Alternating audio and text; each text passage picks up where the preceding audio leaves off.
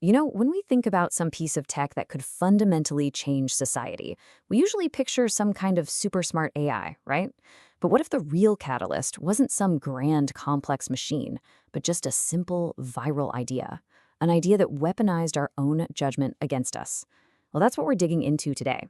This is a post hoc analysis of that devastatingly efficient phenomenon known as aura. And this quote, man, it just gets right to the heart of Aura's terrifying power. It wasn't about building physical walls. It was about building invisible ones, using nothing more than the quiet, collective judgment of the crowd to basically imprison someone in plain sight. It really sets a chilling tone for everything we're about to unpack. So, the big question is, where did something so destructive even come from? Well, like a lot of really dangerous ideas, Aura didn't show up looking like a threat. Not at all. It was actually presented as the perfect solution, a simple little vibe check designed to fix a very real problem society was already facing. To really get why Aura took off like it did, you have to understand the world it was born into. People were feeling disconnected, socially atomized. We were living in this low trust society where everyone was kind of wary of strangers. And right into that gap steps Aura with this absolutely brilliant promise. We'll help you curate your interactions. We'll help you find your tribe instantly. It was an incredibly seductive pitch to a world that was desperate for connection. And the way it worked, it was so simple, it was almost like a game. You'd have some interaction with a person out in the real world, a cashier, someone on the bus, anyone. Then you just pull out your device and anonymously rate their vibe. Good or bad, up or down. The system would then crunch all those ratings together into a visible colored aura that everyone else could see. It basically turned all of social life into this live crowdsourced scoring system. But as you can probably guess, this simple, gamified tool for, social wellness, it wasn't going to stay that way for long. That convenience was about to be turned into a weapon, and its power would cascade through society with a speed and an efficiency that was just terrifying. And this, right here, this brings us to the central question of the entire aura phenomenon. Was its massive potential for abuse just some unforeseen bug?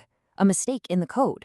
Or was the architecture itself, the very thing that made it work so well, also the exact thing that made it so incredibly dangerous? Was it a flaw, or was it a feature? Well, when you look under the hood, you start to see the problems baked right into its core. First, every rater was anonymous, which meant zero accountability for your ratings. Second, the ratings themselves were purely subjective, just a vibe, so you didn't need a shred of evidence. And third, and this is the real kicker, there was absolutely no appeals process. None. Once your reputation was damaged, there was no court to go to, no way to fix it. These weren't flaws in the system, this was the system. This architecture created the perfect environment for a brand new kind of attack, what became known as the reputation cascade. Groups, whether they were political or corporate or just ideological, they figured out they could coordinate to downrate a target all at once. By flooding the system with these negative vibes, they could trigger the social chain reaction and basically orchestrate a person's complete social collapse. And the impact was just devastating.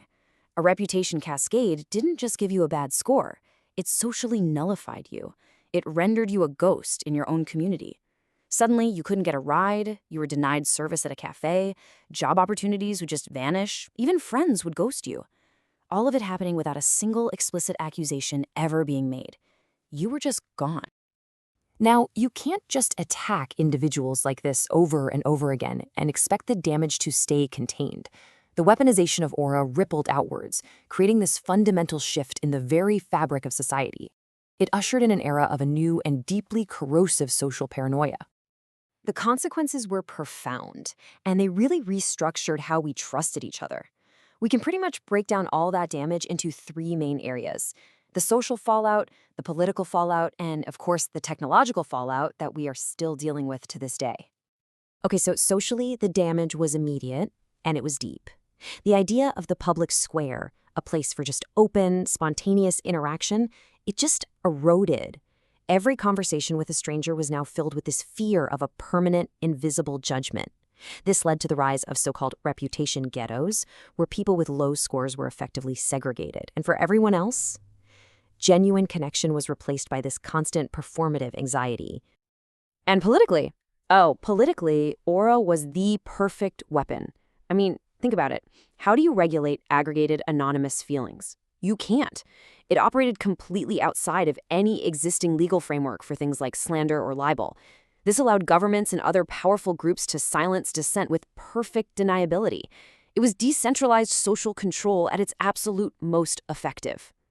So this massive crisis forced an equally massive and, frankly, desperate pivot. The very same tech fields that created these tools of chaos were now suddenly tasked with a new mission: finding a cure, a way to somehow restore trust in a world that had been poisoned by weaponized subjectivity. And what happens was a total restructuring of AI research. The entire focus pivoted away from things like creativity and analysis and towards defense. Entirely new fields started to pop up. Things like reputation forensics, which tried to trace these attacks, counter-memetic engineering to fight them, and this almost philosophical quest for a ground truth protocol, some technical way to find objective reality in a sea of manipulated opinion. And all of that leaves us with this final, really heavy question that is just as relevant now as it was then. In a world of weaponized opinion, a world where a system like Aurora has proven how easily our perceptions can be manipulated to create a new reality, what is the value of objective truth? And maybe more importantly, how do we ever get it back?